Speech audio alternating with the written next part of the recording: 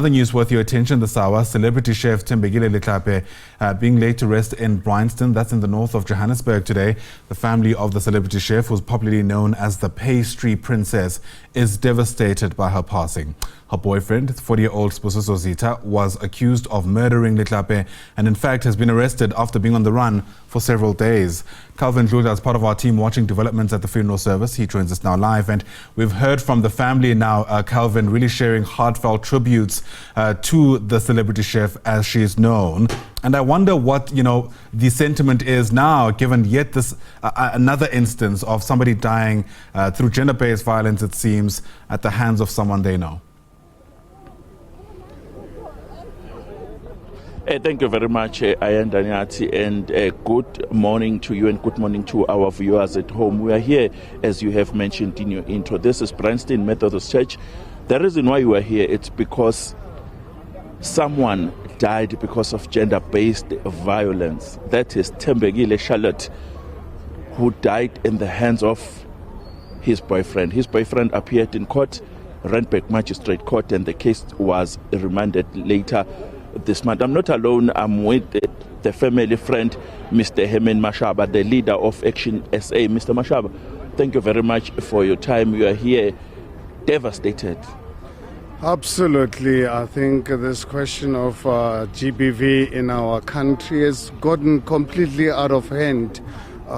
We sit in a country where actually, as far as I'm concerned, this government has unleashed murderers to murder us. I think the rate of GBV in our country is completely abnormal, and I'm really so grateful to a friend of mine, Dr. Letlape, the father to Thembi, when I invited him to join this movement to save our country, he was actually willing. And I'm glad that during his speech just right now mentioned the fact that he's going to Parliament to go and actually fight this particular matter. As you're aware, as Action SA, we've been really very vocal, unapologetic about the state of our country. We cannot live in a country where criminals are there, murderers, where we are the murder capital of the world. We are the rape capital of the world. What's really happened to our men? What has happened to all of us as society in terms of our values? Let's talk about Thembi. How was she?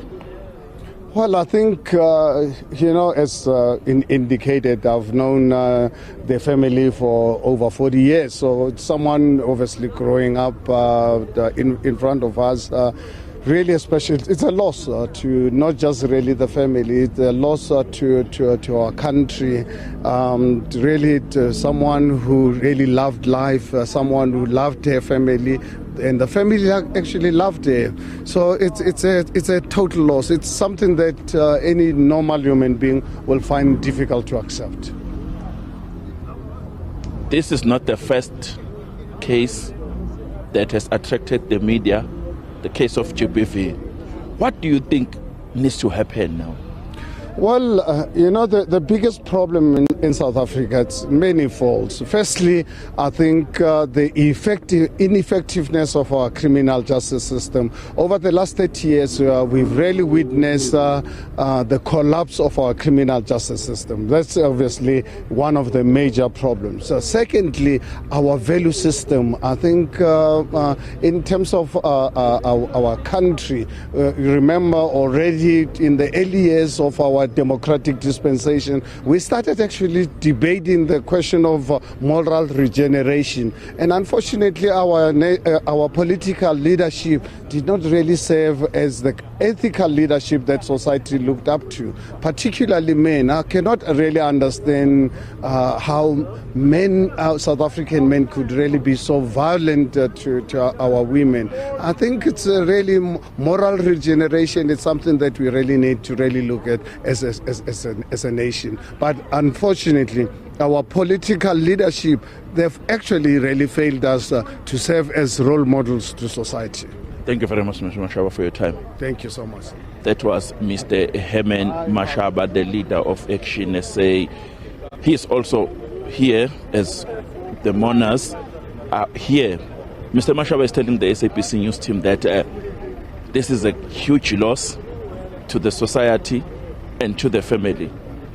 Gender-based violence is an issue here in South Africa. Remember, the President of the Republic, President Cyril Ramaphosa, a few weeks ago signed into law the gender-based violence and femicide bill, saying as government they are working around the clock to fight a sketch. But it seems as if it's not enough. The police minister, Thembekile, on the same day when we spoke to him, he says in each and every police station they are trying by all means to have a room that will deal directly with issues of gender-based violence. My name is Calvin Dludla. I have to say back to you in studio, Ayandanyati. Calvin, thanks very much indeed. A difficult story to tell this, and you're absolutely right. The president's pen or his ink had barely dried after signing in those bills, and there was yet another instance of gender-based violence. Calvin Dludla, part of our team, watching developments as the funeral service continues at the Bryanston Methodist Church.